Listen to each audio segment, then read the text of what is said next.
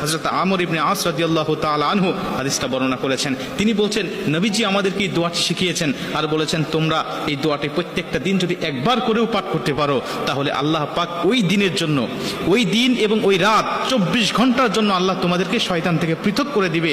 শয়তান ওই দিন ওই দোয়াটা পড়ার সঙ্গে সঙ্গে চিৎকার করে বলতে থাকে যে তুই আজকে সারা দিনের জন্য, সারা রাত্রির জন্য আমার ওয়াসওয়াসা থেকে তুই দূরে চলে গেলি, আমার এরিয়ার, আমার কন্ট্রোলের বাইরে চলে গেলি, আমি তোকে ইচ্ছা করলেও আর ধোঁকা দিতে পারবো না।